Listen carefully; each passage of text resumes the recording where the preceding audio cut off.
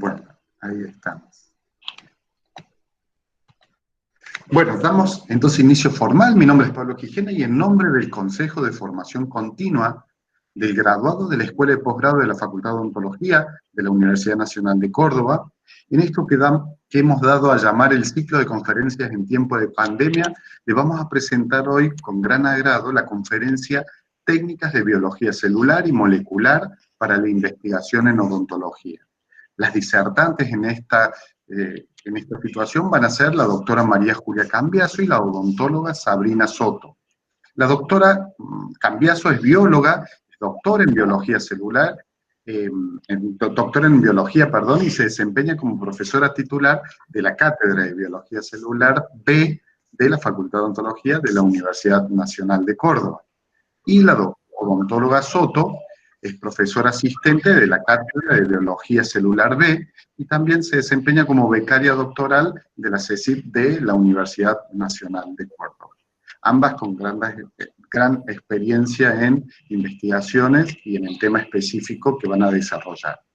Esta conferencia, como habíamos comentado, está siendo grabada y posteriormente va a ser colocada en el repositorio de las clases virtuales de la Escuela de Posgrado y en el canal de YouTube que tiene el posgrado.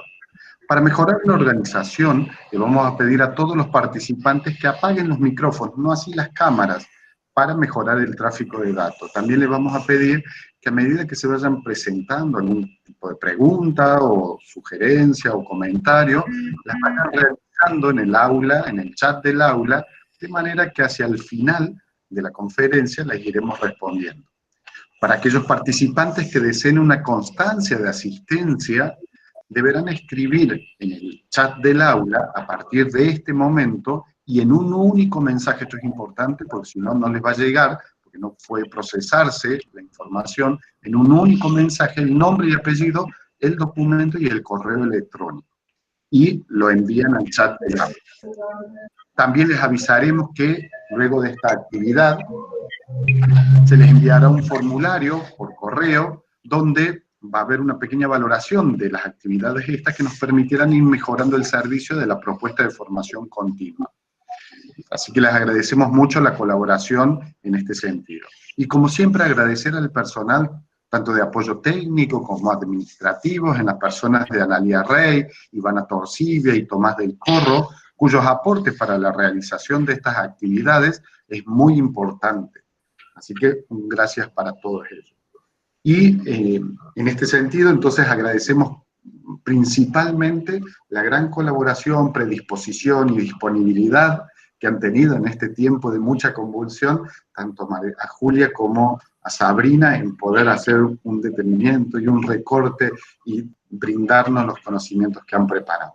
Así que ahí está la presentación, hacemos el pase a Julia para comenzar con la presentación. Les dejo entonces disponibilidad del auditorio.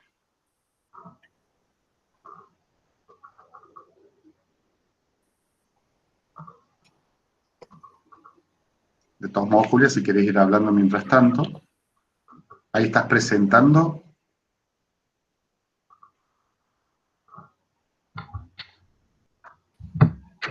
Bueno, ahí ya se ve la presentación. Se ve perfecto, así que bárbaro.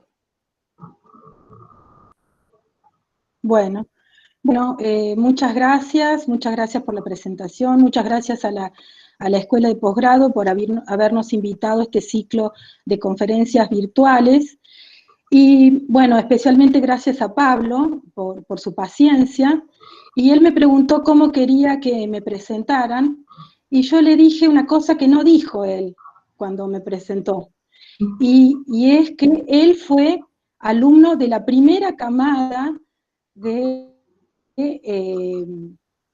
estudiantes de biología celular que yo tuve cuando me incorporé a la facultad.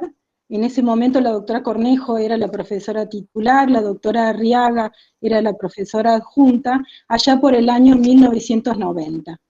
Así que bueno, me parece que esta presentación ya vale mucho más que todo lo demás de lo que hemos estado, de lo que ha dicho Pablo.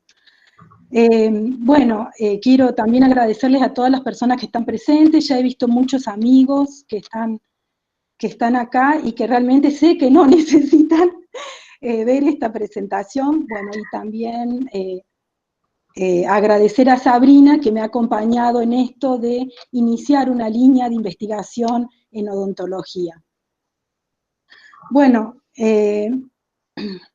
yo quería empezar un poco analizando el rol de la biología, el rol de la odontología a lo largo del tiempo y el impacto que ha tenido la ciencia y la tecnología en esto, y para ello, en esta flecha es como que he tomado 2 puntos y me sitúo en un extremo a principios del siglo pasado, en donde el rol del odontólogo tenía un rol curativo, rehabilitador, con un enfoque principalmente instrumentalista, ¿sí? Reduccionista, y que a lo largo del tiempo este rol ha ido cambiando, y este cambio ha ido acompañado por, como le decía, el desarrollo de la ciencia y la tecnología, hasta en las épocas actuales, en donde la práctica odontológica está basada en un paradigma de la odontología basada en evidencias. ¿Qué quiere decir esto? Que hay una práctica odontológica, una práctica clínica basada en evidencias científicas, ¿sí? Así, el perfil del odontólogo, además de ser un perfil preventivo, aparece una forma de práctica profesional con un enfoque personalizado. ¿Un enfoque personalizado a qué? A que ya el diagnóstico del paciente no solo es un diagnóstico clínico, sino es un diagnóstico molecular. Este diagnóstico molecular permite una intervención sobre el paciente terapéutica a través de técnicas moleculares. Esto está muy desarrollado en la actualidad con todo lo que es la tecnología de células madres que se está desarrollando en este momento, la formación de estructuras como los organoides para hacer trasplantes autólogos o heterólogos. Toda esta evolución, todo este cambio de la odontología se ha dado de la mano en el tiempo del desarrollo de la genómica, la proteómica, la transcriptómica, y ha permitido de alguna manera comprender los mecanismos patobiológicos básicos relevantes para las enfermedades bucales. Así, la investigación científica en el área biomédica, de la mano de la genética, la biología celular y molecular, la ingeniería tisular, la nanotecnología y tantas otras, han producido un impacto significativo sobre el desarrollo de lo que es la odontología como disciplina, como ciencia y como práctica odontológica.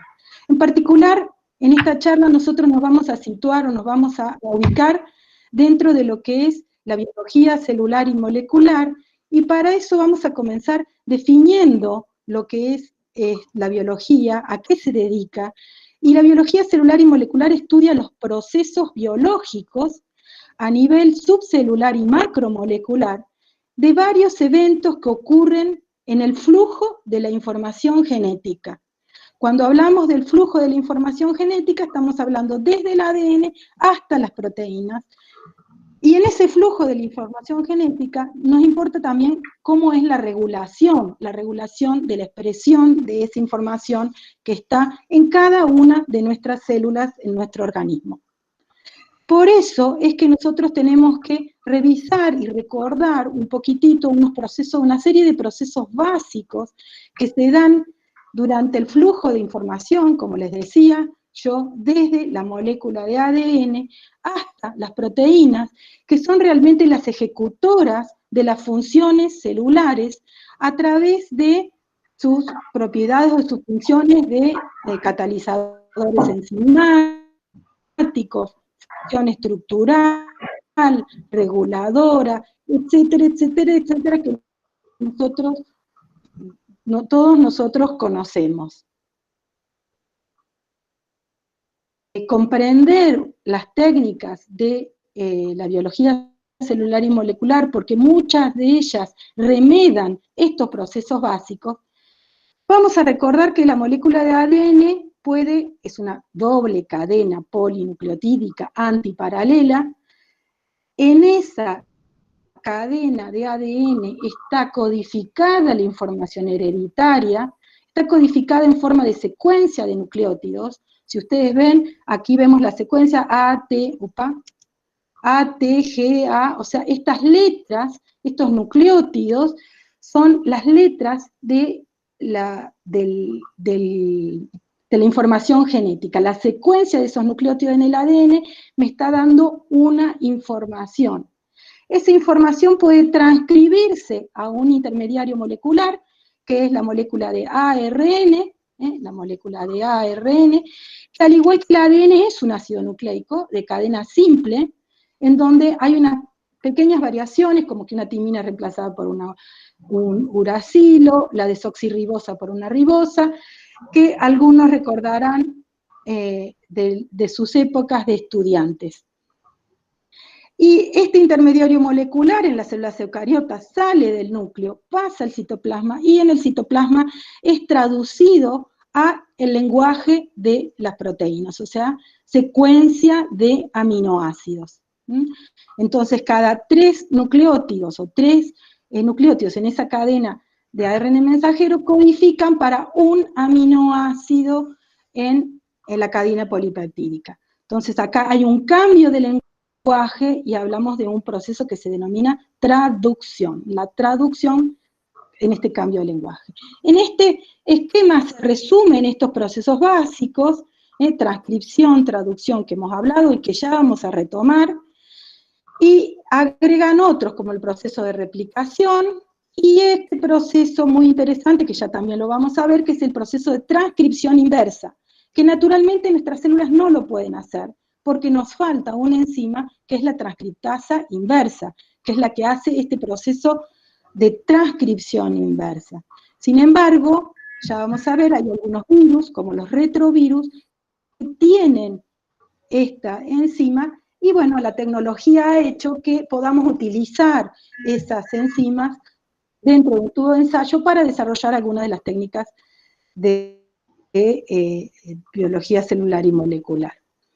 Entonces, vamos a ir repasando muy brevemente, y algunos aspectos importantes relacionados con lo que va a ser después el desarrollo de las técnicas de estos procesos que intervienen en el flujo de información genética. Y el primero al que vamos a hacer referencia es el proceso de replicación, que es el proceso por el cual a partir de una molécula de ADN se forman 2 moléculas de ADN. Y esta replicación tiene una característica muy importante, que es la característica de ser una replicación semiconservativa. ¿A qué hace referencia esto?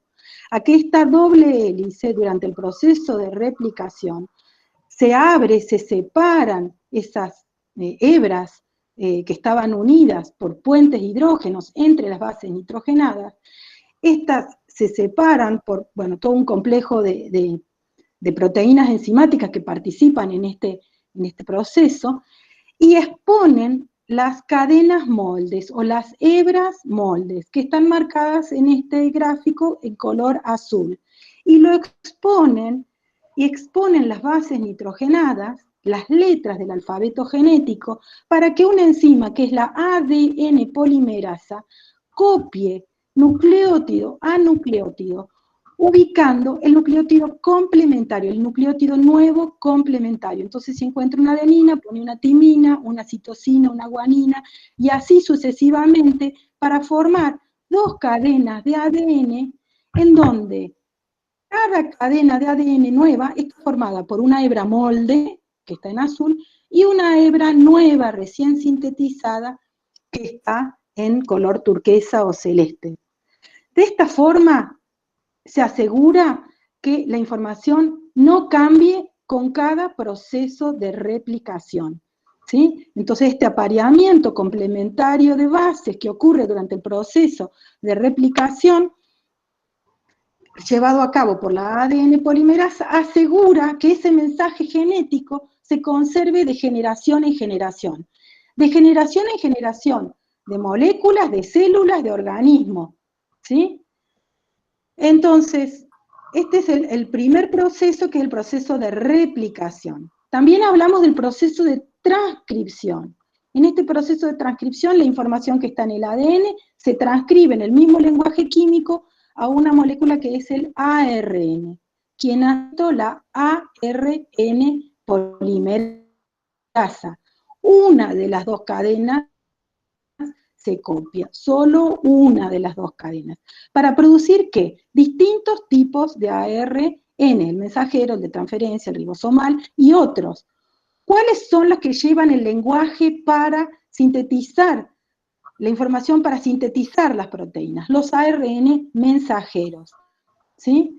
Ahora, como dijimos, habían algunos organismos que son capaces de fabricar, o sea, el flujo normal en una célula eucariota es de ADN a ARN, proceso de transcripción. Algunos organismos, como estos virus, estos retrovirus, tienen esta enzima, que es la transcriptasa inversa, que son capaces de fabricar ADN a partir del ARN. ¿Sí?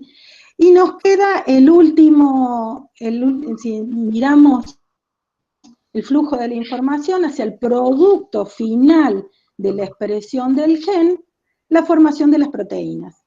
¿Sí? Decimos que las proteínas son el producto final de la expresión. Cuando hablamos de la expresión del gen, es que esa información se transcribe al intermediario molecular y finalmente a la cadena polipeptídica. ¿Sí? Y lo que tenemos, está mostrando la figura, es una imagen en donde se puede ver un ARN mensajero, está poblado de ribosomas que están leyendo la secuencia entonces de nucleótidos, o podemos decir de codones en ese ARN mensajero, para ir traduciendo la información a una cadena polipeptídica determinada. Entonces, son estas proteínas, como les decía, las ejecutoras de todas las funciones celulares, ¿sí? A través de sus funciones enzimática, estructural, de reconocimiento, de adhesión, etcétera, etcétera, etcétera. De división, de factores de división y demás.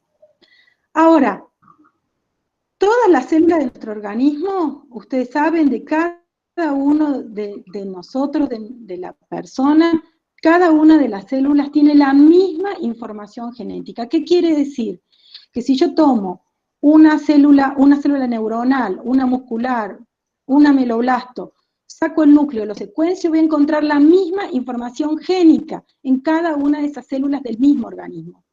Sin embargo, vemos que una neurona es una célula altamente polarizada. Una célula muscular tiene un esqueleto contráctil muy desarrollado. Un ameloblasto tiene una función secretora. Y así para cada una de las células de nuestro organismo vemos que están estructural, tan morfológicas, especializadas para cumplir una función, la de contracción, la de secreción, la de conducción de información y demás. ¿Cómo puede ser que si todas las células del organismo tienen la misma información, tengamos células tan diferentes unas a otras? Y eso es posible porque hay distintos mecanismos de regulación génica que llevan a que una información que está en el ADN se exprese en una célula y no en otra, y viceversa.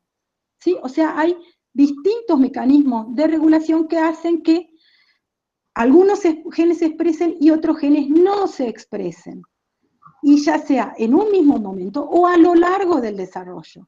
Muchas veces cambia la expresión de un gen a lo largo de la vida de un individuo.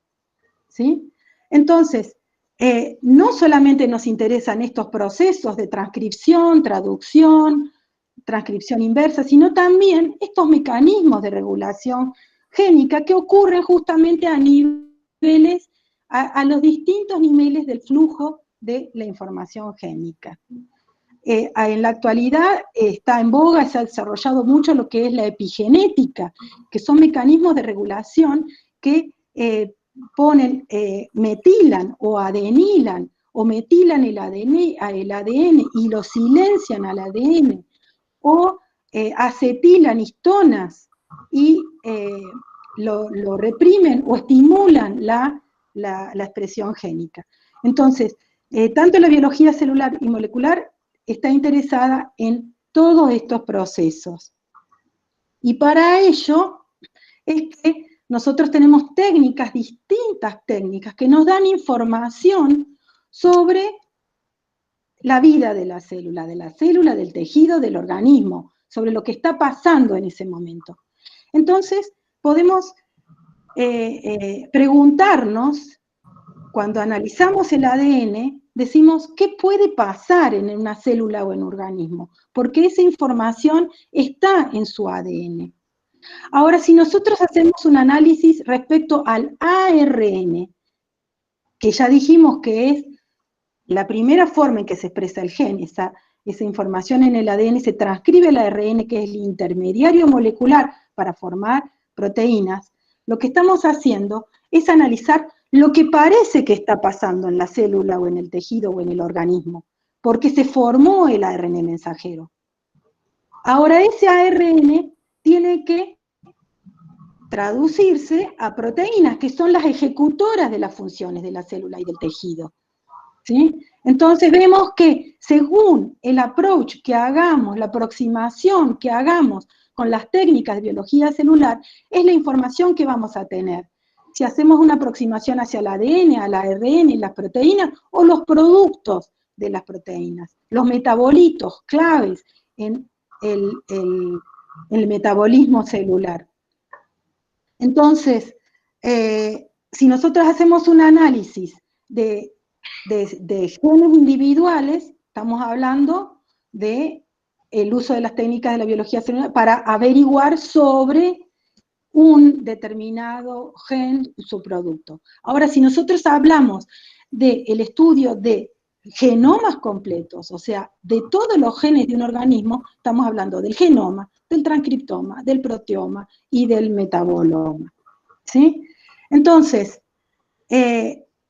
tenemos que ver que hay técnicas en el área de la biología celular y molecular que nos permiten abordar el estudio del ADN, del ARN, de las proteínas y sus productos.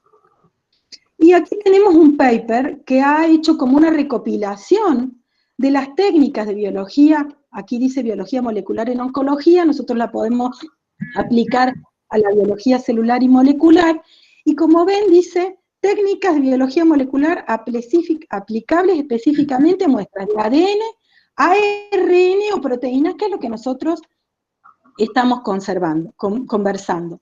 Entonces, hablamos de técnicas de ADN, como la PCR, la reacción en cadena de la polimerasa, o la secuenciación, o el clonado. Cada una de ellas tiene ventajas y desventajas, y cada una de ellas tiene una aplicación, ¿sí?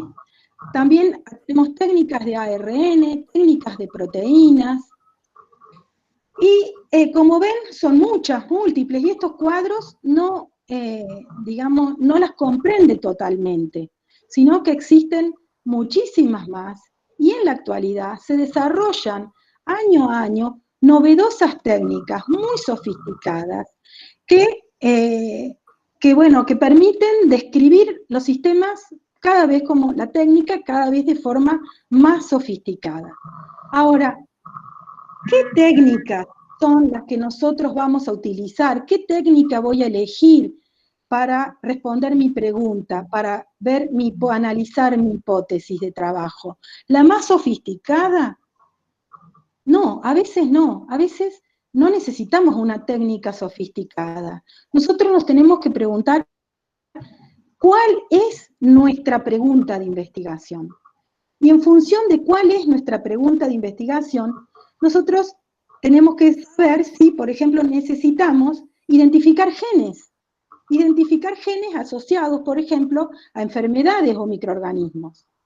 O necesitamos evaluar la expresión de un gen en el tiempo, o en presencia de un determinado fármaco. O necesitamos localizar la expresión final de un gen en una muestra. Cada una de estas premisas está solicitándonos o pidiéndonos una técnica de la biología celular y molecular particular. Y nosotros, dentro del espectro enorme de técnicas que existen, nos vamos a dedicar a aquellas técnicas que son las que nosotros utilizamos de rutina en nuestro laboratorio. Y son técnicas que está utilizando Sabrina durante el desarrollo de su tesis doctoral.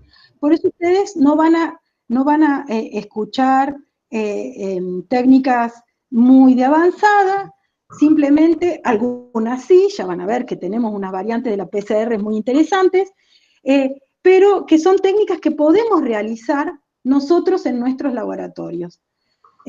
Algunas de ellas requieren, por supuesto, una inversión en compra de anticuerpos y demás, pero que se puede hacer y poco a poco uno puede ir equipando y preparándose metodológicamente para desarrollar, al menos, estas técnicas que nosotros les vamos a presentar acá, y por eso es que las elegimos.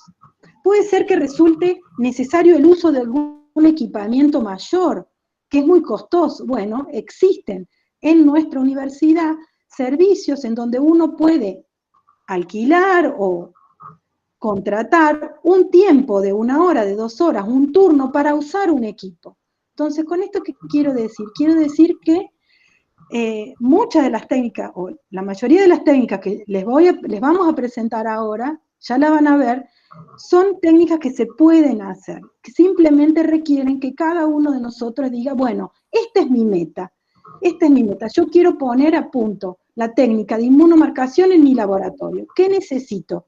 Y bueno, a lo largo del tiempo, ir cumpliendo esas metas, esos objetivos parciales, para lograr poner a punto esa técnica. Entonces, si nosotros volvemos a analizar nuestras premisas, queremos identificar genes asociados a enfermedades o a microorganismos. ¿A dónde va a apuntar nuestra técnica? ¿Qué vamos a mirar? ¿Qué tenemos que buscar? Si estamos buscando identificar genes, vamos a hablar de técnicas del ADN o para el ADN, como por ejemplo la PCR, la reacción en cadena de la polimerasa. Si en cambio queremos evaluar la expresión de un gen en el tiempo o bajo la administración de un fármaco, ¿qué tenemos que hacer? Si hablamos de la expresión del gen, ya estamos en el ARN o las proteínas. Por eso es que vamos a hacer uso de técnicas para ARN, como la RT-qPCR, ya vamos a hablar de ellas, o técnicas de proteínas como el Western blot. Y si en realidad lo que queremos es localizar la expresión final de un gen en una célula o un tejido, y cuando la expresión final de un gen estamos hablando de una proteína, entonces vamos a utilizar técnicas de proteínas como la inmunomarcación. Ahora, todas estas preguntas las tenemos que hacer en un sistema. ¿Cuál es nuestro sistema biológico? Nosotros vamos a estar trabajando in vivo o in vitro. ¿Nuestra experimentación va a ser realizada en un organismo vivo, con pruebas de animales o ensayos clínicos? ¿O vamos a trabajar en un sistema in vitro de experimentación realizada en una cápsula de Petri, como es el cultivo de células y tejidos?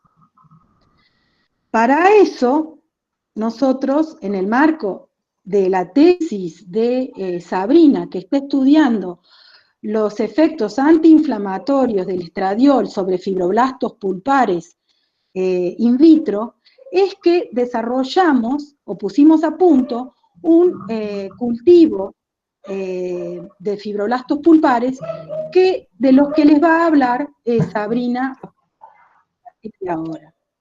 Bueno, buenos días, muchas gracias Julio por concederme la palabra. Como ella bien explicó, en el marco del trabajo de mi tesis doctoral, nosotros estamos poniendo a punto, estamos poniendo a punto técnicas, hemos puesto ya a punto técnicas, y vamos a hablar un poco de eso. Para referirnos a cultivos celulares, ¿qué son los cultivos celulares? Son todas aquellas técnicas que nos van a poder, que nos van a permitir el mantenimiento de las células in vitro, tratando de conservar al máximo todas sus propiedades, tanto fisiológicas, como bioquímicas, como genéticas. Entonces, de esta manera, un cultivo celular nos brinda a nosotros numerosas ventajas, como por ejemplo, nos permiten tener un control como mucho más preciso de ese medio ambiente en donde nosotros estamos criando las células. ¿Y qué quiero decir con esto? Al tener este sistema, nosotros podemos controlar, por ejemplo, las propiedades físicas, podemos controlar propiedades fisiológicas, bioquímicas, es decir, yo puedo regular el pH del medio, la temperatura, la presión de oxígeno, dióxido de carbono, puedo controlar también qué factores le puedo incorporar, como por ejemplo hormonas, factores de crecimiento. Entonces, de esa manera estoy estableciendo un sistema que yo puedo manipular hacia mi objetivo de investigación. Además, también los cultivos celulares nos permiten caracterizar la muestra y homogeneizarla. ¿Qué quiere decir? En una muestra de tejido, nosotros tenemos una muestra heterogénea.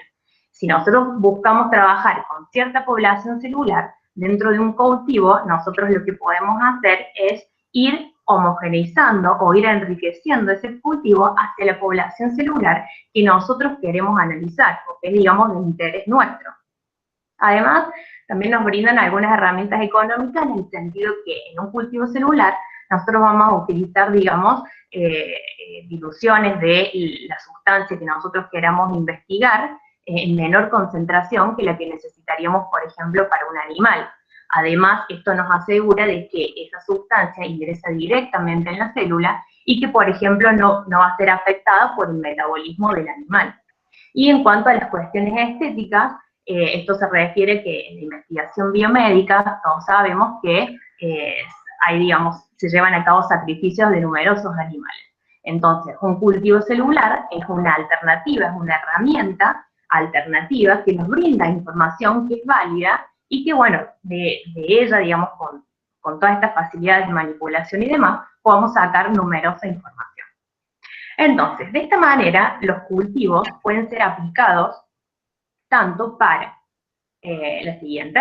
Los cultivos, digamos, tienen numerosas aplicaciones, tanto en investigación básica como en investigación clínica. ¿Por qué? ¿Qué información podemos utilizar o nos brindan los cultivos? Podemos estudiar la actividad intercelular, podemos analizar el tráfico de las moléculas que están dentro de la célula, todos los conocimientos, digamos, y el desarrollo de disciplinas como las genómicas y las proteómicas también se basan en estudios en cultivos celulares, en la ecología celular, las interacciones celulares, y en la parte, digamos, de investigación aplicada, estos cultivos, digamos, ya están en numerosas áreas de investigación aplicada, por ejemplo, en la virología, la fabricación de vacunas, la biotecnología para la producción, por ejemplo, de fármacos, en la inmunología para la producción de anticuerpos, en la ingeniería de tejidos para la producción artificial, ¿no es cierto?, de tejidos. De hecho, nosotros tenemos referentes en la facultad que están involucrados en ingeniería de tejidos. Entonces, fíjense ustedes la importancia que tiene saber manejar o saber trabajar en esta herramienta del cultivo celular. Ahora bien, lo que yo les voy a contar es que dentro de este trabajo de tesis, nosotros, dentro de, digamos, de los cultivos celulares existen distintos tipos de cultivos celulares, pero principalmente esas células, ¿cómo se pueden obtener? Se pueden obtener a partir de cultivos primarios, en donde las células provienen de un órgano o de un tejido, y a partir de una disociación química de ese tejido y mecánica, nosotros, digamos, hacemos después la siembra de ese explanto y lo hacemos crecer dentro de una placa, ¿sí?, con un medio. A partir de ahí nosotros generamos un cultivo primario. Y después lo que se puede hacer es hacer un subcultivo. ¿Qué quiere decir esto? Lo que les expliqué al principio. Podemos ir homogeneizando esa muestra hacia la población celular que nosotros queremos. ¿Cómo logramos eso? Haciendo subcultivos, o lo que se conoce como pasajes del cultivo primario hacia otras placas. ¿Cuál es la ventaja que tiene un cultivo primario? Que las células tienen casi todas las características de las células que estaban en el tejido, esas líneas que se establecen. ¿Cuál es la desventaja? Que tras las numerosas replicaciones, esas células van a empezar a entrar en un estado de senescencia o de envejecimiento celular y en algún momento se van a morir. Entonces es como un cultivo que nos va a durar un tiempo, pero después las células ya no van a funcionar. En contrario a este cultivo primario, existen también cultivos en donde se utilizan células que son células de líneas continuas. ¿Qué significa esto? Las células que crecen en estos cultivos provienen de, por ejemplo, células tumorales o provienen de células de cultivos primarios que han sido transformadas. ¿Cómo se pueden transformar esas células? Por ejemplo, a través de medios físicos, utilizando radiación, a través de agentes químicos, utilizando, por ejemplo, agentes mutagénicos, o incorporando, digamos, transformándolas, incorporando porciones de virus, ¿sí?, que se encargan de aumentar la replicación. Entonces, estas células se transforman en células inmortalizadas, se conocen así, y sirven, y ustedes pueden hacer numerosos pasajes con estas células y aprovecharlas todo el tiempo que quieran. Ahora bien, ¿qué cultivos celulares se utilizan en odontología? Bueno, como podemos observar acá, en odontología el cultivo celular es una herramienta súper importante. ¿Por qué? Fíjense, ¿qué es lo que se está usando? Se utilizan fibroblastos gingivales, ¿sí? Cultivo primario de fibroblastos gingivales, por ejemplo, en el área de investigación en ortodoncia, para detectar o para analizar la citotoxicidad de algún material termoplástico. En este estudio, por ejemplo, están viendo la citotoxicidad de materiales para los alineadores dentales, o también para corroborar la biocompatibilidad, ¿sí?, de materiales como níquel titanio, de los arcos de ortodoncia. También se utilizan mucho los cultivos primarios de osteoblastos en el área de implantología. Fíjense, en este trabajo, digamos, se utilizan osteoblastos que han crecido en un medio condicionado con bifosfonatos para después analizar, por ejemplo, el impacto que tiene el PRP o el PRF en la adhesión de estas células al implante. Y otros cultivos muy importantes que se están utilizando muchísimo en odontología son los cultivos de la pulpa dental, ¿sí? Las células mesenquimales de la pulpa dental, digamos, ahora están en auge, se utilizan mucho para el estudio de regeneración pulpar y regeneración de otros tejidos, y también se pueden utilizar, por ejemplo, para ir estudiando o generando medios, que son medios definidos o medios condicionados, en donde en esos medios de cultivo no se utiliza el suelo, sino que se incorporan todos los nutrientes y demás que necesitan ese tipo de particular de células que yo quiero hacer crecer, y desarrollo esa población nada más. Entonces, viendo todos los usos que tienen los cultivos en odontología, lo que les voy a contar ahora es cómo nosotros, en nuestro trabajo de tesis, pusimos a punto un cultivo primario de fibroblastos pulpares de rata. Bien, entonces, ¿cómo realizamos esta técnica? Se obtiene, digamos, se hace una disección de los tejidos de la rata, hago una extracción de la mandíbula, esto se hace todo en una mesada de sacrificio. Ahí hago una osteotomía, digamos, hago una hemimaxilectomía, coloco las mandíbulas dentro de la placa de Petri con una solución de Kahn, y después todo eso yo me lo llevo a una mesada de flujo laminar. ¿Por qué? Es súper importante mantener todas las condiciones de asepsia en el momento de que uno realiza un cultivo, ¿sí? Porque recordemos que vamos a trabajar con células y que estos cultivos no se nos pueden contaminar. Si se nos contaminan, chao, se perdió todo. Entonces, una vez en la campana, dentro del campana de flujo, lo que hago es separar el diente de la mandíbula, con una hoja de bisturí abrimos los dientes y una cucharilla estéril procedemos a extraer el tejido pulpar de los incisivos inferiores. Este tejido luego es cortado en pedacitos, más o menos de 2 por 2 milímetros, y luego este tejido va a ser sometido a una disociación química con una solución de tripsina al 0,2%. Utilizamos la tripsina porque es una enzima que va a romper unos enlaces peptídicos de las proteínas, y con esto la matriz extracelular del tejido, digamos, va a permearse para que las células puedan migrar hacia la base de la cápsula. Además también hago una disociación mecánica con pipetas de Pasteur en distintos diámetros, esta es muy suave, y luego obtenemos entonces esos pedacitos que van a ser sembrados en una cápsula de Petri. Yo particularmente utilizo un medio que se llama F10, que es un medio que se conoce como Dimen, y está suplementado con un 10% de suero fetal bovino. Ahora bien, cuando termina toda esta técnica, entonces esa placa ya la tenemos lista para llevarla al incubador, ¿sí? Recuerden que ahora las células tienen que estar tranquilas, tienen que empezar como este proceso de adaptación, y alrededor aproximadamente de las 48 horas, que yo hice todo este proceso, les voy a mostrar cómo se observa al microscopio el producto, digamos, de este cultivo primario. Lo que podamos observar en esta imagen es la microfotografía del contraste de fases de un cultivo primario, de la pulpa dental. Fíjense, eso que mostramos ahí, a ver si Julio me ayuda con el cursor, es el explanto, es ese pedacito de tejido que yo procesé, y se está observando cómo las células migran del tejido para empezar a adherirse a la superficie de mi placa de peso, ¿sí? Entonces, bueno, muy bien. Ahora tenemos que recordar que esto es un cultivo primario, es decir, yo acá tengo muchísimas poblaciones de la pulpa dental, de todo el tejido.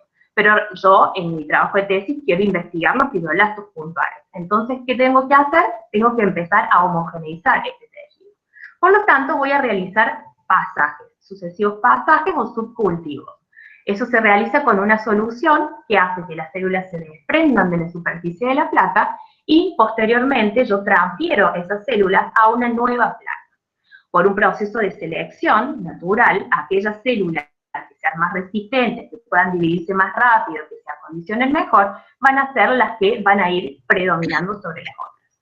Entonces, en esta siguiente microfotografía, podemos observar que acá el cultivo ya está como más homogéneo, ¿sí? Fíjense, ahí se observa, digamos, características ya fenotípicas, bien, de esta forma que se describe de fibroblastos, esta forma osada, fíjense, los núcleos son ovalados, alargados, y estos fibroblastos hacen como cordones celulares, ¿sí? Ahora bien, nosotros ya tenemos una imagen en el microscopio donde estamos viendo que aparentemente las características fenotípicas son en relación a los fibroblastos. Pero tenemos que corroborar que realmente estas células sean fibroblastos, ¿sí? ¿Y cómo vamos a hacer eso? ¿Cómo vamos a corroborar que estas células sean fibroblastos? Porque vamos a buscar alguna proteína que sea propia de esta célula, ¿sí? Que nos diga si esta proteína está presente, bueno, entonces es de fibroblastos. ¿Qué proteína localizamos nosotros? Localizamos una proteína del citoesqueleto, que es la proteína bimentina, ¿sí? Pertenece a los filamentos intermedios del citoesqueleto de los fibroblastos. ¿Y a través de qué técnica molecular voy a hacer, digamos, una marcación de esta proteína que ya está en su lugar? A través de una técnica de inmunomarcación. Entonces, las técnicas de inmunomarcación nos permiten localizar moléculas específicas dentro de células y tejidos, ¿sí? Y esto se puede, estamos hablando de identificar específicamente una molécula, y esto puede ser así gracias al uso de anticuerpos. Anticuerpos monoclonales o policlonales, que ustedes ya saben, son inmunoglobulinas específicas que naturalmente el cuerpo produce en presencia de un antígeno determinado, y nuevamente la tecnología copia un proceso natural para que las empresas desarrollen anticuerpos específicos contra, por ejemplo, la proteína actina o la proteína tubulina, que es la foto que estamos viendo acá, en donde vemos una célula en cultivo, un fibroblasto en cultivo a mayor aumento, en donde está marcado el citoesqueleto de tubulina en verde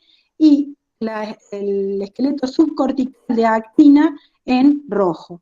Entonces, esto es posible gracias a la especificidad de la unión antígeno-anticuerpo. ¿Qué quiere decir? Que la actina y la tubulina han sido utilizadas como antígenos para desarrollar anticuerpos específicos para reconocer esa proteína. ¿Quién hace eso? Y bueno, las grandes empresas farmacéuticas y tecnológicas que nos venden la diversidad de anticuerpos y que son súper caros. Es una de las metas que hay que proponerse cuando uno dice inmunomarcación, es comprarse el anticuerpo, que creo que es lo más caro que hay, pero es el que nos va a permitir reconocer específicamente. En el caso que planteaba Sabrina es un anticuerpo específico contra la proteína vimentina. Entonces, así, estos anticuerpos, que como dije son inmunoglobulinas, que están unidos a fluoróforos, que nos dan distintos colores, son los que nos van a permitir identificar por el color, por ejemplo, la rodamina roja, la fluoresceína verde, nos van a permitir identificar a través de la técnica de inmunofluorescencia específicamente la presencia y la localización de nuestra molécula de interés. ¿Sí? Así podemos hablar de lo que es la inmunofluorescencia directa, cuando el anticuerpo primario que reconoce a nuestra molécula de interés, o sea, el antígeno, está unido o está conjugado a un fluoróforo. ¿Sí?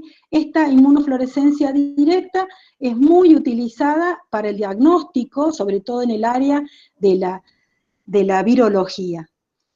Y existe lo que es la inmunofluorescencia indirecta, en donde el anticuerpo primario reconoce a nuestro antígeno, a nuestra molécula de interés, y utilizamos después un anticuerpo secundario, el secundario que reconoce al primario, y es el secundario el que está conjugado con el fluoróforo.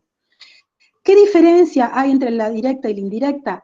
La fluorescencia indirecta es mucho más versátil, ¿sí? Porque podemos visualizar nuestra molécula de interés con anticuerpos secundarios conjugados con diferentes fluoróforos. ¿Qué quiere decir esto?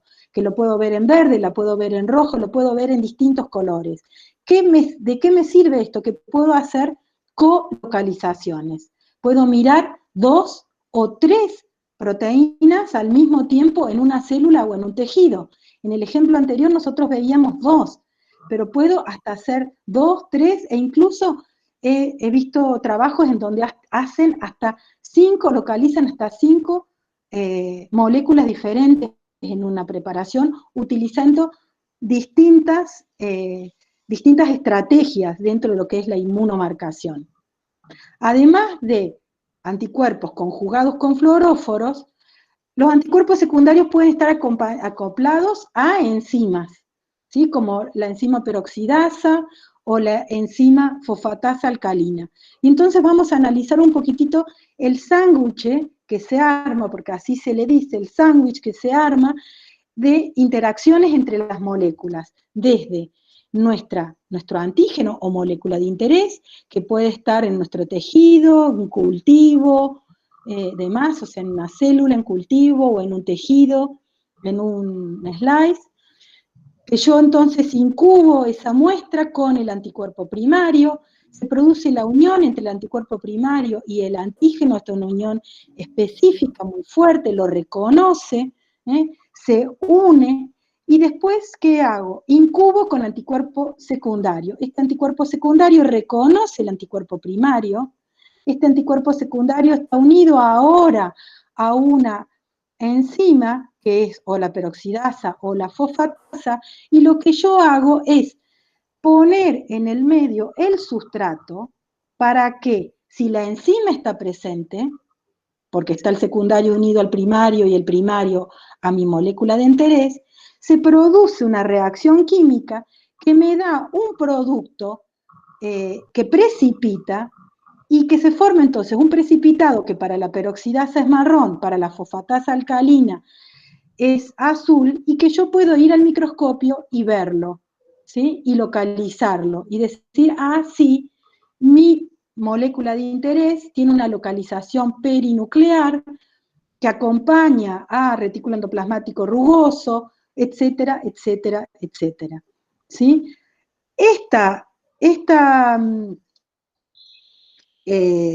Este sándwich, a su vez, tiene una característica, una propiedad, que es la propiedad de amplificar la reacción. ¿Por qué? Porque ese anticuerpo secundario puede estar conjugado a otras moléculas que amplifican esta reacción, y entonces se produce una cantidad de precipitado suficientemente importante, aunque mi molécula de interés esté escasamente distribuida, como para que yo lo pueda ver al microscopio. Entonces, esta técnica de inmunocitoquímica es ampliamente utilizada en odontología, y Sabrina le va a contar algo sobre eso. Bien, entonces, como les explicaba la doctora Julia, esta técnica se utiliza muchísimo en odontología. Acá, por ejemplo, en este trabajo que nosotros vamos a mostrarles, estos investigadores, digamos, han publicado de que la utilización de probióticos, la administración de probióticos a nivel sistémico puede reducir la severidad de la periodontitis apical, ¿sí? Entonces, una de las herramientas que han utilizado es justamente la inmunohistoquímica, en donde han utilizado un anticuerpo unido a la enzima peroxidasa. No sé si se ve bien, muy bien ahí la imagen, pero lo que han marcado estos investigadores, o lo que han tratado de localizar en el tejido donde se encuentra esa lesión periapical, es la presencia de citoquinas, proteínas proinflamatorias, como la interleuquina 1 beta y la interleuquina 1 6, y la proteína antiinflamatoria. Entonces, ¿qué se observa en la imagen? Que la marca o la intensidad de ese producto del que contó la doctora Julia, ¿sí?, en la identificación de la proteína antiinflamatoria, ¿sí?, en aquellos animales donde se administraron los probióticos, es bien intensa. Quiere decir que hay mucha presencia de esa proteína antiinflamatoria en ese tipo de lesiones de las ratas que fueron tratadas con probióticos. Por el contrario, ¿sí?, si ustedes miran la imagen inferior, la D y la G, hay una intensa marcación, una intensa reacción, ¿sí?, de la inmunomarcación, y están diciendo, esto nos está refiriendo que esa lesión periapical tiene muchísima presencia de interleuquinas proinflamatorias en el control. Por el contrario, en aquellos animales donde administraron los probióticos, ¿sí?, la inmunomarcación es mucho más débil. Y con eso siguen reforzando o haciendo referencia entonces a que los probióticos pueden disminuir la severidad de estas lesiones periapicales. En el otro ejemplo que vamos a ver del otro trabajo, ¿sí?, lo que están analizando, lo que se analiza en este estudio de investigación, es que las partículas activadas de titanio que provienen de los implantes, cuando nosotros colocamos el implante, vieron que se generan esas virutas, ¿sí?, pueden activar proteínas que participan en la respuesta del daño al ADN, en células, por ejemplo, epiteliales de nuestra cavidad oral. Entonces, ¿cómo ellos van a demostrar esto? Utilizando una técnica de inmunohistoquímica, que es la técnica de inmunofluorescencia. Fíjense, ellos van a hacer crecer las células epiteliales en un medio de cultivo que ha estado expuesto, ¿sí?, a partículas de titanio del implante, y lo van a comparar con un control. ¿Qué es lo que van a identificar o quieren identificar en ese núcleo celular? Van a identificar a la proteína BRCA1, ¿sí?, que es una de las proteínas que participa en las vías de daño al ADN, y en la imagen inferior la proteína CHK2, ¿sí?, que es otra de las proteínas que participa en esta vía de daño celular. Entonces, como ustedes pueden ver, hay una inmunofluorescencia positiva en las células que han estado sometidas bajo el tratamiento experimental, se ve de color rojo, y en comparación con las células, con el núcleo de las células del control, ¿sí? Además, fíjense, lo que se ha utilizado es un colorante fluorescente que se conoce como DAPI, para identificar bien el núcleo y hacer esta inmunomarcación para que contraste, digamos, y se vea que estas proteínas son propias del núcleo celular, ¿sí? Bueno, entonces, a partir de eso, nosotros voy a retomar. Recuerden que en la imagen que habíamos visto antes de entrar en la descripción de estas técnicas, en nuestro cultivo, nosotros a partir del cuarto pasaje ya teníamos las características fenotípicas de fibroblastos, y lo que hicimos fue marcar, o sea, decimos una inmunofluorescencia para la proteína vimentina. En la siguiente imagen, lo que les voy a mostrar es que se puede observar, acá en la imagen A, entonces, ¿por qué tengo dos imágenes? Les voy a explicar eso. Lo que hicimos fue probar dos tipos de fijadores, ¿sí? La fijación es muy importante. ¿Por qué? Porque las células crecen en unos discos, entonces esos discos después con las células tienen que ser fijados inmediatamente cuando no lo voy a sacar para que la célula no entre, digamos, con sus cambios autolíticos que puedan deformarme la morfología o la proteína que yo quisiera investigar. Entonces, con la fijación de paraformaldehído, como ustedes pueden ver que es la imagen A, logramos una inmunofluorescencia o una marcación mucho más nítida. Se pueden observar de estos filamentos intermedios de limentina, y con respecto a la otra, que es la que está al lado, que hicimos una fijación con metanol, que es una fijación más agresiva, y que fíjense que se ve como borroso el citoesqueleto, no se ve tan nítido. Y además también hicimos una cotinción de los núcleos, ¿sí? Con DAPI, que es ese colorante que les nombré anterior, que es específico para núcleos, para determinar de que en ese campo que nosotros estamos observando, la inmunofluorescencia es positiva para la vimentina, y además todas las células que están en ese campo, ¿sí? Están teñidas y están mostrando la reacción. Es decir, que todas esas células que yo tengo son fibroblastos pulpares. Siguiente. Ahora, sí. Entonces, teniendo ya el sistema armado, es que podemos empezar a hacernos las preguntas.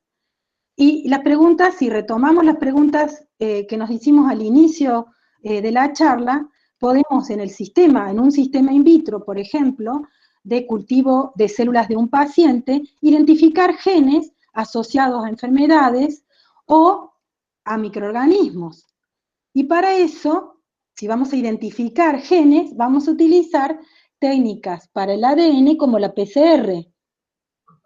Mientras que, si queremos evaluar la expresión de un gen en el tiempo, vamos a utilizar técnicas para evaluar ARN y proteínas, ¿sí? Entonces, ¿cuáles son las técnicas para ADN que conocemos? Las técnicas para la reacción en cadena, o sea, para el ADN, es la PCR, que es la reacción en cadena de la polimerasa.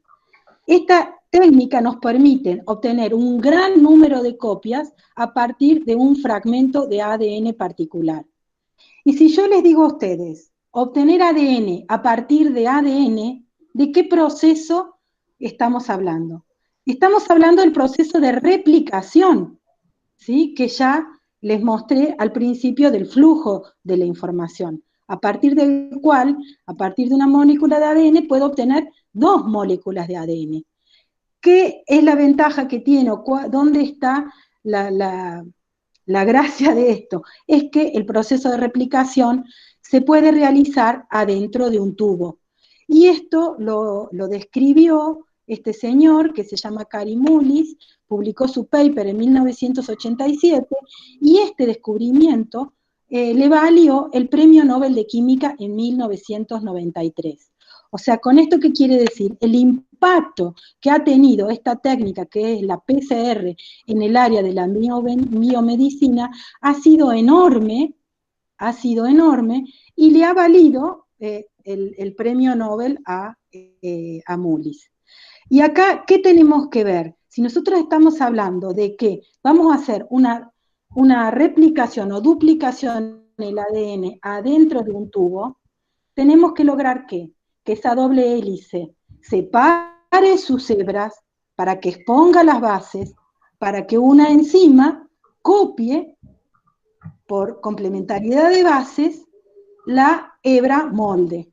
Y eso es lo que se hace durante un ciclo de la PCR. Durante un ciclo de la PCR se hace un proceso de desnaturalización de la muestra, o sea que el ADN se somete, o la muestra se somete durante 1 minuto a 94 grados, y esta alta temperatura hace que las 2 hebras de la cadena de ADN se separen, ¿sí? Y expongan entonces sus bases, ¿para qué? Para poder ser copiadas. El segundo paso de este ciclo de la PCR, se produce el apareamiento de los cebadores. ¿Qué son los cebadores? Los cebadores o primers son secuencias cortas de nucleótidos que se van a aparear con mi ADN molde y van a delimitar la zona de mi gen de interés. O sea, que los primers o cebadores, que son los que yo voy a tener que diseñar en función del gen que quiero identificar, son muy importantes, tienen que estar bien diseñados, hay toda una serie de programas y demás, y de condiciones para diseñar primers, porque son los que van a determinar qué parte del ADN, de todo el ADN que está en mi muestra, se va a amplificar, mi gen de interés. Termina este ciclo con bueno, y lo del apareamiento de los cebadores ocurre por 45 minutos a 54 grados. Para luego pasar a la etapa de la extensión, en donde la ADN polimerasa a través del extremo 3' va a ir copiando nucleótido a nucleótido a partir del extremo 3' del cebador, va a ir copiando la cadena molde. ¿La cadena molde de qué? De mi gen de interés. ¿Se dan cuenta? El primer determina la región de todo el ADN que tengo en mi muestra que se va a amplificar, ¿sí? Y eso es para una cadena del ADN como para la otra cadena. Esto, una de las cosas más ingeniosas que tuvo este investigador y que le valió el premio Nobel es que él utilizó una ADN polimerasa particular, una ADN polimerasa termoestable, que tiene su máxima actividad a 72 grados y que conserva su actividad incluso hasta 4 horas, durante 4 horas cuando se la somete a 94 grados. ¿Qué es esto? ¿Por qué la importancia de los 94 grados? Porque los 94 grados es la primera parte del ciclo en donde se produce la desnaturalización, o sea, la separación de las dos cadenas, las dos hebras de la cadena de ADN, ¿sí? Entonces, este ciclo que consta de la desnaturalización, el apareamiento de cebadores y la extensión del ADN de interés por acción de la ADN polimerasa, en una reacción de PCR ocurre, como acá, entre 30 a 40 veces, de 30 a 40 veces. ¿Qué quiere decir? Que originalmente puedo tener una única cadena molde, pero después de un ciclo, del primer ciclo, a partir de esta cadena molde que tiene mi gen de interés, voy a tener 2 copias. Y después del segundo ciclo tengo 4, y del tercer tengo 8, y del cuarto tengo 16. ¿Qué quiere decir? Que tengo una amplificación exponencial del ADN del gen o del pedacito del gen de mi interés, de manera tal de que después de 35 ciclos puedo tener hasta 34.000 millones de copias del ADN de mi interés. ¿Sí? ¿Qué quiere decir esto? Que amplifique y corrobore, por ejemplo, la presencia o ausencia de un determinado gen en mi muestra. Como les decía, esto tuvo un impacto enorme en el área. Esta técnica tuvo un impacto enorme en el área de la medicina y dentro del área de la medicina también en la odontología.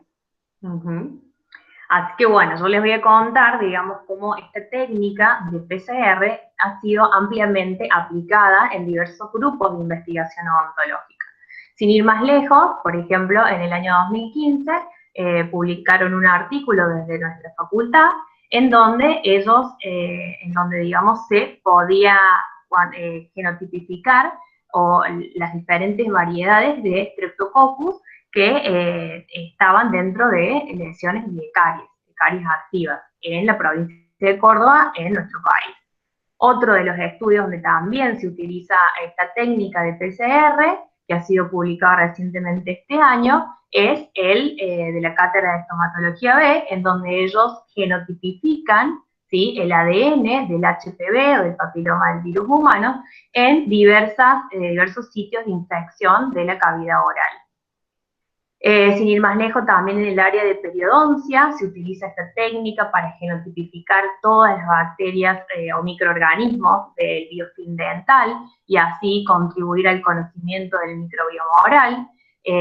Dentro de nuestra facultad hay grupos en el área de periodoncia que estudian y que genotipifican. Sin ir más lejos, una de nuestras agregadas profesionales a la cátedra que se ha incorporado ahora, Julieta Menzo, en su trabajo de investigación está genotipificando microorganismos de biofilm. Y contextualizando también a la pandemia, digamos, este contexto actual, se utiliza también PCR y trabajos que ya están utilizando PCR para detectar el ARN del virus del SARS-CoV-2 en muestras de saliva.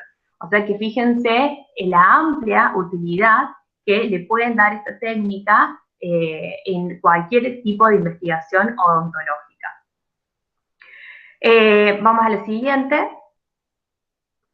Entonces, nosotros sabemos que a modo de resumen, la técnica de PCR lo que hace es brindarnos la información de si hay un microorganismo determinado dentro de mi muestra o no, ¿sí? Pero ahora, esa información está localizada en la molécula de ADN, ¿bien? Si yo ahora quiero ver si esa información se está expresando, como lo vino relatando Julia, voy a recurrir a una modificación o una variación de esta técnica, porque ahora lo que yo voy a investigar es el ARN, es decir, esa molécula intermediaria de la expresión del gen. Entonces, dentro de mi sistema, dentro de mi trabajo de tesis, lo que yo quería corroborar era si, por ejemplo, teníamos expresión, las células de los fibroblastos expresaban el ARN mensajero de los receptores de estrógeno, ¿sí? Porque uno de los puntos era ver la inmunomodulación del estradiol.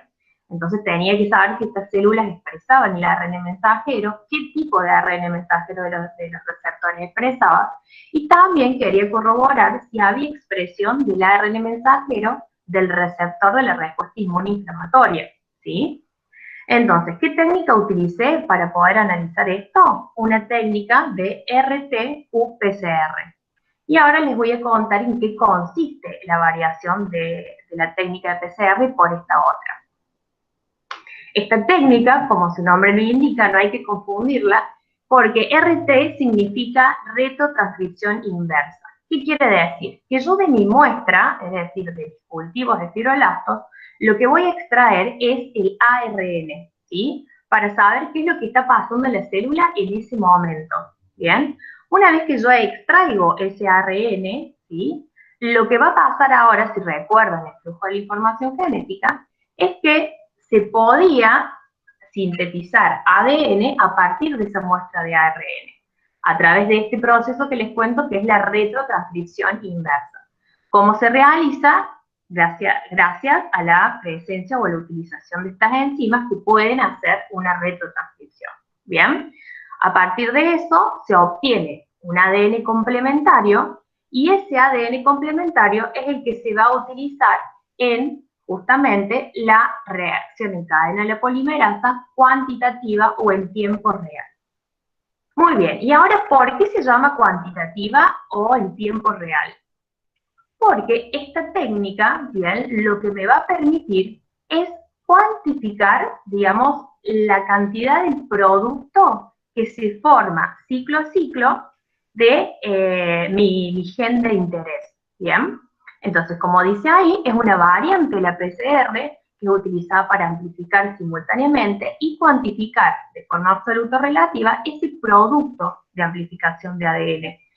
Lo bueno es que en esta técnica utilizamos un aparato que se llama termociclador y que justamente este termociclador va a registrar ya les voy a ir explicando mejor, la fluorescencia que se desencadena en cada ciclo, ¿sí? Emplea los mismos reactivos que la PCR, que fueron los que explicó la doctora Cambiaso hace rato, pero además se le adiciona una sustancia que está marcada con un fluoróforo, ¿sí? En nuestro caso utilizamos el Cyber Green en nuestra muestra. Este fluoróforo, digamos, tiene una intensidad de fluorescencia que es directamente proporcional a la cantidad de productos que van a ser, digamos, esos fragmentos de ADN de doble cadena. Entonces, pasamos a la siguiente. Se puede cuantificar la fluorescencia, la intensidad de la fluorescencia ciclo por ciclo. Fíjense, en esta imagen estamos mostrando, no sé si ustedes alcanzan a ver bien, pero lo que ocurre es que en el proceso de desneutralización, que es el que ocurre normalmente en un ciclo de PCR, el cybergrino, esta molécula que es fluorescente, está libre en la muestra, ¿bien? Después, en el momento que empieza la hibridización o el aligning o esta complementariedad de bases hacia la cadena original, la molécula, digamos, se intercala dentro de ese producto doble, ¿sí? Entonces, fíjense cómo en el momento de la polimerización, ahí abajo, hay numerosas moléculas de este fluorescente en esos productos dobles que han sido sintetizados, ¿bien? Entonces, al quedar intercaladas las moléculas de fluorescente, se genera una intensidad de fluorescencia que es captada, digamos, por el aparato. De esta manera, el aparato capta la intensidad de fluorescencia que se produce a cierta longitud de onda, ciclo a ciclo, y de esta manera nosotros después podemos cuantificar ese producto de la reacción. En la siguiente imagen, lo que se observa, lo que les traje acá para mostrarles, es que nosotros, como queríamos averiguar la expresión del ARN mensajero del receptor de estrógeno beta, hicimos una real-time PCR, y así es como se ve en el termociclador esta reacción, ¿sí? Fíjense, lo que nosotros tenemos acá es la amplificación, son las curvas de amplificación que han sido resultado de digamos, esa asimilación de la fluorescencia por el equipo, y acá vemos dos curvas. ¿Por qué hay dos curvas? Porque la curva azul, ¿sí?, está amplificando un gen que se conoce como gen endógeno. Es decir, utilizamos un gen que es un gen de control. Es decir, a pesar de que nosotros vamos a hacer un tratamiento en esta muestra, ese gen no va a variar. Y en el color naranja está justamente la amplificación del gen del receptor que a mí me interesaba, ¿sí? Es decir, que ahora, a partir de esta información que me brinda el termociclador, yo voy a poder tomar esos datos y hacer un análisis que se conoce como el análisis del delta-delta-CT. ¿Cómo es este análisis? Lo vamos a explicar a todos. Simplemente es la proporción obtenida o el coeficiente obtenido entre los valores del CT de mi muestra, o sea, de mi gen de interés, el coeficiente contra los valores del gen endógeno, ¿sí? Ese gen que es el que no se modifica a pesar de que yo le hacía un tratamiento a la muestra. Entonces, con todos esos valores yo puedo hacer ya un análisis estadístico y lo puedo graficar. Entonces, lo que vemos en este gráfico es justamente la expresión del ARN mensajero de mi receptor de estrógeno beta en células que fueron estimuladas con estradiol a distintos tiempos. Como se puede observar en este gráfico, si bien no hay cambios significativos en la expresión, a partir de las 24 horas hay una tendencia de aumento del ARN mensajero. Entonces, ahora de nosotros, ¿qué quisimos hacer? Bueno, antes de pasar a contarles eso, les voy a contar que también hicimos el análisis de la expresión de otros receptores, como el GPER, que es un receptor de estrógeno de membrana, y el famoso receptor de respuesta inmune inflamatoria innata, que es el TLR4. Fíjense lo que pudimos observar acá, en esta cuantificación, que cuando nosotros estimulábamos con estradiol, había un aumento significativo a los 60 minutos, pero después había una disminución muy significativa a partir de las 24 horas. O sea que ahí nosotros ya estamos viendo que el estradiol está ejerciendo, digamos, un efecto en el que se disminuye la expresión de ese ARN mensajero de ese receptor. Bueno, y entonces, como nos había quedado pendiente allá el receptor de estrógeno beta, quisimos ver si la proteína de ese receptor, digamos ya la expresión final del gen, se expresaba o si había cambio o modificaciones en esa expresión. Para eso recurrimos a otra técnica, que es la técnica de Western blot.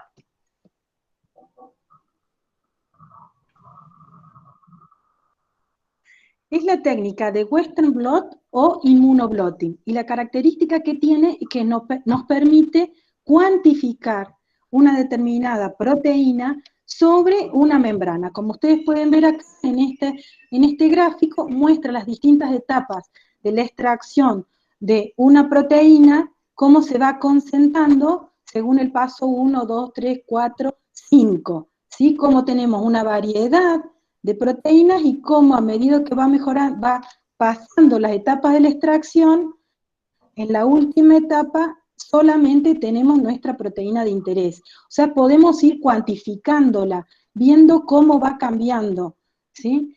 Esta técnica de Western blot tiene una base muy parecida a la de la inmunomarcación. ¿Por qué? Porque se utilizan anticuerpos específicos para reconocer nuestra molécula de interés, nuestra proteína de interés. ¿Qué diferencia tiene un inmunoblotting con una inmunomarcación? O el Western blot con la inmunomarcación. En la inmunomarcación nosotros reconocíamos la molécula in situ, en la célula, en el tejido, en la matriz extracelular. En cambio acá la reconocemos sobre una membrana. Por eso es que, ¿y para qué esto? Pierdo la localización, no sé dónde está, pero en realidad lo que me interesa que es cuantificar. Como ustedes vieron, nosotros con los resultados que teníamos con el ARN, tanto había una tendencia de aumento para el receptor de estrógeno beta como cambios en la expresión del mensajero de TLR4. Esa información nos obliga a mirar la proteína, tanto de uno como de otro. ¿Sí? ¿A través de qué? A través de esta técnica de Western blot, que permite determinar la presencia y la cantidad de una proteína determinada, que la llamamos antígeno justamente porque es reconocida por un anticuerpo. Combinado con la inmunoprecipitación, aumenta enormemente la sensibilidad para detectar esa proteína y se pueden estudiar interacciones. Si nosotros pensamos en cuáles son las etapas del Western blot, ya van a ver que hay toda una parte que es común con la inmunomarcación y hay una parte que es específica del Western blot. Y la parte específica del Western blot es que yo obtengo mi muestra de cultivo, de tejido, y la homogenizo. ¿Qué significa que la homogenizo? La rompo, la machaco, la hago un homogenato. En ese homogenato se liberan todas las proteínas. ¿Y qué hago con esa mezcla de moléculas que tengo en mi muestra? Las corro en un campo eléctrico. ¿Para qué? Para separar las proteínas según su peso molecular. De manera tal de que ahora voy a tener las de mayor peso molecular, proteínas de mayor peso molecular arriba, y las proteínas de menor peso molecular abajo. ¿Por qué? Porque las de menor peso molecular corren más rápido. Esto que está en un gel, lo de policrilamida, lo transfiero a una membrana de nitrocelulosa o PDBF, y esta membrana de nitrocelulosa o PDBF después la someto casi al mismo procedimiento que hacía en una inmunomarcación. Entonces bloqueo las uniones inespecíficas, lo enfrento al anticuerpo primario, lo enfrento al anticuerpo secundario y revelo. Ahora, el revelado, ¿dónde va a estar? Va a estar en una membrana. ¿Y qué voy a ver? Una banda. Esa banda, ¿qué va a representar? Específicamente mi molécula de interés, ¿sí? Por eso allí dice que las proteínas de la muestra se separan a través de un campo eléctrico, se transfieren a una membrana y se detectan mediante el uso de anticuerpos. Ahora, se usa Western blot en odontología, y ahí Sabrina nos va a contar. Sí, por supuesto, claro que se utiliza en odontología. Numerosos trabajos de investigación llevan a cabo esta técnica, ¿sí?, para detectar proteínas. Y, por ejemplo, en este artículo que les mostramos ahí, están viendo la importancia o la relevancia de que los microorganismos intervienen en el desarrollo del cáncer oral de nuestra cavidad bucal, ¿no? ¿Y qué es lo que demuestran acá? Miren en el gráfico que tenemos ahí al costado, ellos hicieron cultivos de células, ¿sí? Cultivos celulares, de líneas celulares continuas de carcinomas de cavidad oral, ¿bien? Y lo que van a demostrar es que van a demostrar que un producto de Porphyromonas gingivalis, que es el butirato de sodio, ¿sí? Puede activar o puede estimular la producción de la podoplanina, que es una molécula que interfiere en la migración de las células epiteliales hacia los ganglios linfáticos. ¿Qué quiere decir ese Western blot que nosotros estamos viendo ahí? Que estas células han sido incubadas durante 24 horas, bien, con este producto que es el butirato de sodio, en distintas concentraciones de 0, 0,3 y 2,5, y que alrededor de las 24 horas las concentraciones de 0,3 y 2,5 aumentan la expresión de la podoplanina, ¿bien? Eso es lo que ellos comprueban con este Western blot. Y ahora lo que van a hacer es, digamos, corroborar esto en el cultivo, en el medio de cultivo, a través de la identificación de la migración de las células. ¿Cómo se hace esto? Utilizando una técnica que se conoce como scratch. En la placa se genera una brecha, ¿sí? Y después se ve cómo las células van migrando para cerrar esa brecha. Eso está en relación a la posibilidad o la capacidad que le confiere la podoplanina a estas células de migrar hacia los vasos, hacia el torrente linfático. Entonces, fíjense en el gráfico inferior, a las 0 horas se generan las brechas en el cultivo de estas células, después se incuba en el medio la sustancia y en distintas dosis. Y fíjense cómo en la concentración, las 8 horas, en la concentración de 0,3, fíjense qué poquita la concentración que utilizan, de 0,3 y de 2,5, básicamente las células ya migraron totalmente y cerraron la brecha, ¿sí? Entonces, esa es la importancia de conocer qué es lo que queremos investigar y ver y saber leer los resultados que nos muestran estas técnicas. Particularmente, entonces, en mi trabajo de tesis, yo también, como me quedó ahí la expresión del ARN mensajero, quería saber si realmente había un aumento o no después de la proteína, hicimos un Western blot para identificar ya la expresión final de ese gen, que era la proteína tal. Entonces, nosotros acá lo que estamos viendo en la imagen es que el Western blot nos está mostrando que las células que fueron estimuladas con estradiol en distintos tiempos, 60 minutos y 24 horas, no se modificaron, o sea, no se modificó la expresión de las proteínas en estas células. Quiere decir que a pesar de que había una tendencia de aumento del receptor tras la estimulación, el receptor se encuentra, pero no es modificado por la estimulación de estradiol, ¿sí? Bueno, entonces para ir cerrando, Para ir cerrando, entonces, nos podemos preguntar, ¿qué nos dicen las técnicas de biología celular y molecular en la investigación en odontología? Y para responder esto, traigo este gráfico de nuevo, porque, ¿qué nos dicen? Y bueno, si analizamos las moléculas de ADN, nos va a decir información de lo que puede pasar en nuestro sistema. Mientras que si utilizamos y aplicamos las técnicas de ARN, nos van a decir lo que está pasando, o lo que parece que está pasando, y si miramos la proteína, es lo que realmente está pasando. ¿Qué es lo que lo hace posible? Dice ahí, porque nuevamente las proteínas son las que ejecutan las funciones. Si la proteína está, entonces significa que se expresó completamente el gen desde el ADN hasta la proteína.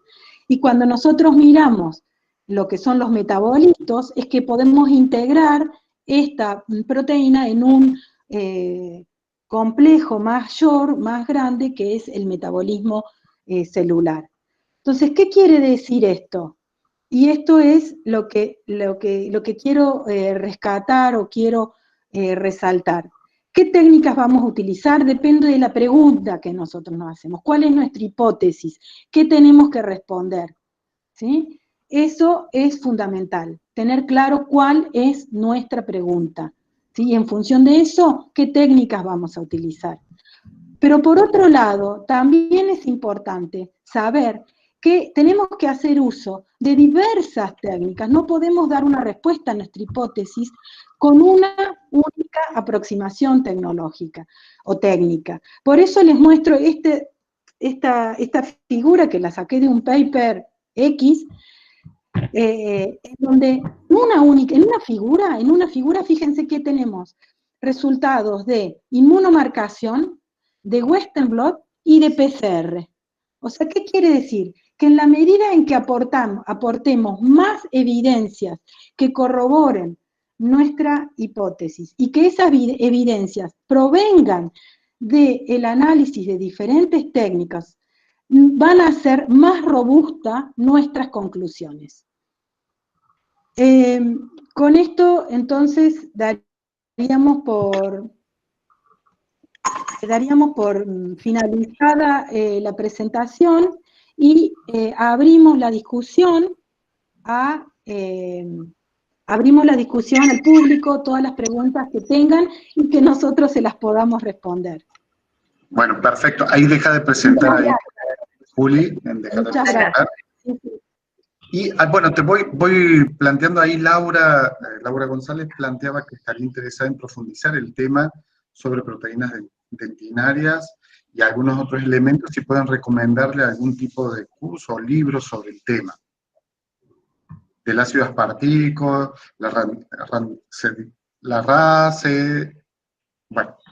randomización, todos esos temas. Bien. Sabrina. Sí. Bueno, buenos días, buenas tardes. ¿Laura era la que preguntaba? Sí, Laura.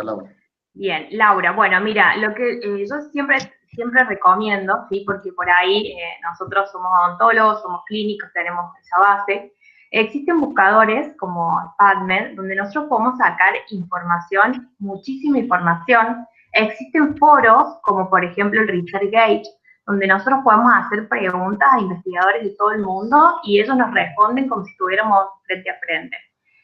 Hay numerosos trabajos donde están haciendo, por ejemplo, el año pasado estuvimos en la SAIO de Rosario y en la UBA se estudian muchísimo, digamos, hay mucha investigación en ciencia básica, se utilizan muchísimos cultivos de células de la pulpa dental y también hay, por ejemplo, muchos investigadores que están haciendo diferenciación de células de pulpa dental a células odontoblásticas y células osteoblásticas. Entonces ellos miden mucho la concentración de proteínas del beta-cialoproteína como marcadores de que esas células realmente son odontoblastos o son osteoblastos, utilizan muchísimo técnicas de Western blot, y si vos me escribís al mail, yo creo que tengo la publicación, te puedo dar información de este grupo que trabaja en la UBA y que está haciendo estudios con esto que te interesa a vos. Porque existen, hay mucha gente que lo hace. De hecho, bueno, nosotros en odontología conozco grupos que también están estudiando con osteoblastos, o sea, diferencian células a osteoblastos y hacen estudios en la cátedra de química. No sé si hay algo impresente de la cátedra de química, que también estudian, digamos, odontoblastos y osteoblastos y marcan esos marcadores que te interesan a vos. No sé, que en Córdoba también tenemos gente y grupos. Lo interesante de lo que dice Sabrina es tener la posibilidad de identificar un grupo que está en nuestro país y con el que vos podés colaborar, ¿no? Eso, investigación es muy importante, las colaboraciones. Se hace arduo poner a punto una técnica a partir de un paper y demás, y cuando uno tiene la posibilidad de visitar un laboratorio y aprender la técnica con la gente que está ejecutando la técnica, realmente eso es muy, muy valioso y entonces como les digo, hay que aprovechar cuando tienen uno la ocasión de hablar con otra gente y demás. ¿Y cuándo se hace eso? Bueno, uno puede escribir un mail, pero también hay que ir a los congresos, y en los congresos la gente va, y ahí te encontrás la gente, y uno puede buscar la gente y decirle, vení, por favor, podés venir a ver mi póster, porque yo sé que vos trabajás en esto, sos especialista, me gustaría que me hagas un comentario en la lectura, contarte, ¿para qué? Para discutir, para que vos me digas qué opinás, qué otras cosas puedo hacer. Entonces hay que tener esa actitud de compartir el trabajo y recibir comentarios sobre su trabajo. Siempre es comentario al trabajo, ¿sí? Entonces no hay que quedarse encerrado, no hay que quedarse encerrado, sino hay que justamente esto. Sí, perdón. Laura, has levantado la mano, no sé, Laura, si querés participar, porque ahora esta nueva función que tiene el Meet de levantar la mano, no sé si querés hablar algo o estás respondido ya ahí. No, perfecto, le agradezco muchísimo a las doctoras, realmente muy, muy útil, muy interesante, así que bueno, ya les escribiré, así me informo un poco más. Bueno, cómo no. Ahí quiero saludar al doctor Daniel, que nos está acompañando. Dani, ¿cómo estás? El doctor Daniel, de Buenos Aires, de la Universidad de Maimónides, ¿era? Es un implantólogo, él estudia también muchísimo en el área de implantología, en el área de biología celular, y bueno, te agradezco, Dani, que estés acá acompañándonos el día de hoy.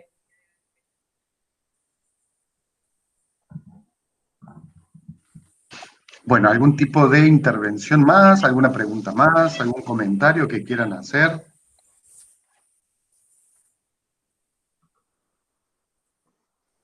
Por supuesto que son bienvenidos todos aquellos que quieran conversar con nosotros, hacernos alguna pregunta.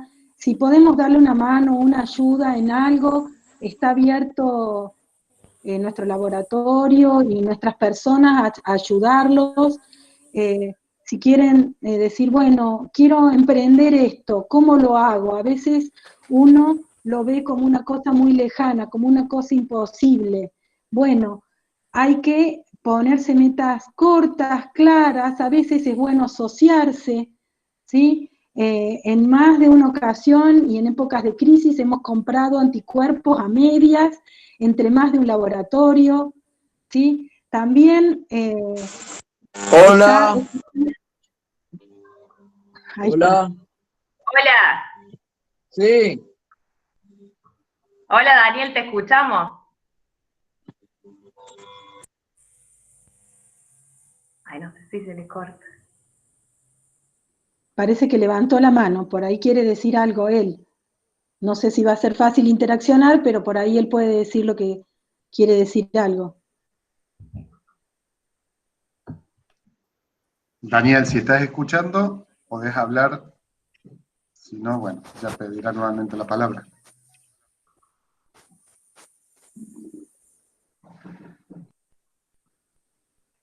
Bueno, me parece que no tiene conectividad suficiente. Bueno, gracias, Julia, entonces por el ofrecimiento, ¿sí? No, hay una última cosa exacto. que yo quería recalcar, sobre todo acá si tenemos odontólogos que están interesados en la investigación y demás, que estas técnicas las podemos realizar nosotros, ¿sí? O sea, nosotros mismos podemos aprender a hacerlas, podemos entenderlas, podemos después analizarlas, y bueno, y podemos ir haciendo todo este caminito que para mí es como un rompecabezas, ¿no? Para poder llegar a descubrir, porque básicamente lo que hacemos, como explicó la doctora Cambiaso, es ver el mecanismo o el funcionamiento celular. No es solamente describir algo, sino tratar de entender cómo está ocurriendo o por qué está ocurriendo. Eso me parece a mí que es súper interesante. Bueno, y retomando un poco lo que hablábamos al principio, las herramientas moleculares cada vez más se están usando para la clínica. Y eso hay que saberlo, porque esté o no esté en este momento en nuestro ámbito pequeño de Córdoba o del país, se viene a nivel mundial. Entonces, estar preparado conociendo estas herramientas para interpretar los diagnósticos, para tener esta habituación de leer papers, interpretar la información científica, para poder establecer una buena terapia de tratamiento, también es importante. O sea, ¿con esto qué quiere decir? Que no es solamente investigación, el futuro es esta odontología a la carta, como le llaman, o medicina a la carta, ¿sí? En donde el diagnóstico molecular va a impactar sobre lo que va a ser la terapéutica. Bueno, bárbaro. Muchísimas gracias. Entonces, si no hay más preguntas, de mi parte agradecer muchísimo insisto, la deferencia de en este tiempo, tomarse el tiempo para preparar, y algo que ha sido muy, muy interesante, sobre todo para rescatar posteriormente.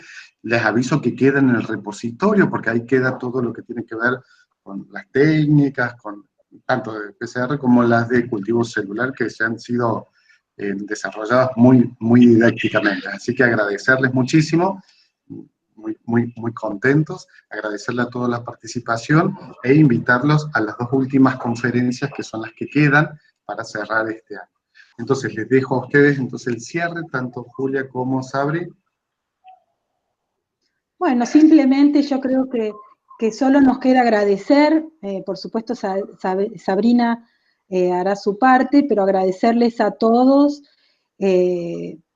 haber asistido a esta conferencia, y decirles que tienen las puertas abiertas de la cátedra y del laboratorio para todos aquellos que estén interesados en realizar alguna de estas técnicas u otras que tal vez no hayamos contado, y que bueno, que podamos darle una mano. Así que bueno, muchas gracias. Bueno, al igual que la doctora Cambiaso de Kipalo, yo también agradezco la presencia, agradezco de que estén hoy a las 10 de la mañana acá presentes para escucharnos, que hayan hecho preguntas, eso demuestra interés. Así que bueno, nada, nos los esperamos. Tienen mi correo también en la página de la facultad, en la cátedra de biología, está en el correo de todas, así que cualquier duda de interés que quieran consultar, lo podamos ver, podamos buscar grupos referentes y demás. Así que muchísimas gracias. Bien, entonces con todas esas felicitaciones que están ahí en el chat, a ustedes, damos por cerrada la actividad y les mando un beso grande a las 2. Un beso para